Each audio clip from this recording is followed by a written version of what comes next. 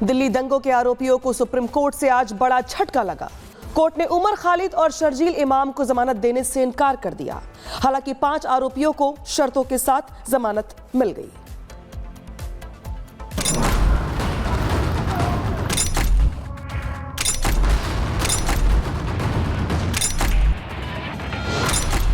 दिल्ली दंगाइयों को सुप्रीम झटका, जेल में ही रहेगा टुकड़े टुकड़े गैंग। दिल्ली दंगों के आरोपियों के लिए सोमवार का दिन निर्णायक साबित हुआ। 2020 के दिल्ली दंगों की साजिश के आरोप में जेल में बंद स्टूडेंट एक्टिविस्ट उमर खालिद और शर्जील इमाम को कोर्ट ने राहत देने से इनकार कर दिया है। सुप्रीम कोर्ट ने दिल्ली दंगों से जुड़े यूएपीए केस में बड़ा फैसला सुनाते हुए उमर खालिद और शर्जील इमाम की जमानत याचिका खारिज कर दी। जस्टिस रविंद्र कुमार और जस्टिस एनवी अंजारिया की पीठ ने साफ कहा कि उमर खालिद और शर्जील इमाम पर यूएपीए के तहत मामला चलता रहेगा। 7 आरोपियों में से 2 को राहत नहीं, उमर और शर्जील इमाम को बेल नहीं। यूएपीए के तहत केस चलता रहेगा। उमर शर्जील की दंगे में भूमिका, लंबे समय तक जेल में रहना बेल का आधार नहीं। इतना ही नहीं, कोर्ट ने ये भी निर्देश दिया कि अगले 1 साल तक उमर और शर्जील दोबारा जमानत याचिका दाखिल नहीं कर सकते। जेल में वो सिर्फ देखते हैं कि पुलिस ने क्या कहा है। वो नाप तोल नहीं करते कि पुलिस ने जो कहा है कि वो कितना सच है कितना झूठ है। वो काम होता है ट्रायल कोर्ट का। उन्होंने अभी सिर्फ आज ये कहा है कि सबसे ज़्यादा एलिगेशन इन 2 के बारे में है। एलिगेशन प्रूव होंगे नहीं होंगे वो ट्रायल में दिखेगा। इसलिए उन्होंने कहा है कि हम आपको 1 साल दे रहे हैं।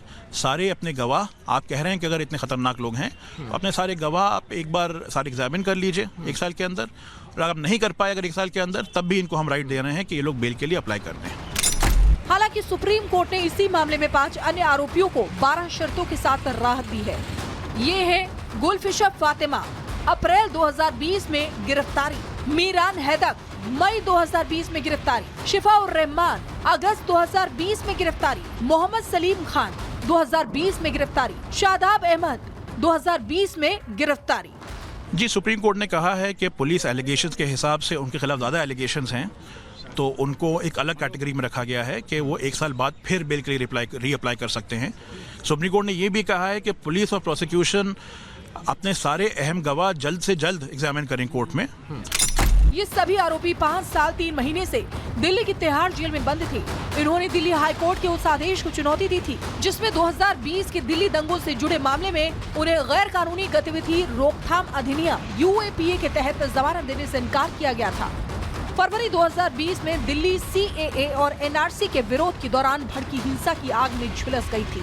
53 लोगों की मौत, 700 से ज्यादा घायल और 750 से ज्यादा एफआईआर दर्ज की गई। दिल्ली पुलिस के मुताबिक सीएए के खिलाफ विरोध प्रदर्शन को कट्टरपंथीकरण का जरिया बनाया गया। साजिश को उस वक्त अंजाम दिया गया जब तत्कालीन अमेरिकी राष्ट्रपति डोनाल्ड ट्रंप भारत आने वाले थे, ताकि अंतर्राष्ट्रीय मीडिया का ध्यान भारत पर खींचा जा सके और सीएए के मुद्दे को वैश्विक स्तर पर उठाया जा सके। बीजेपी ने अदालत के फैसले का स्वागत किया और लगे हाथ कांग्रेस पर भी हमला बोला।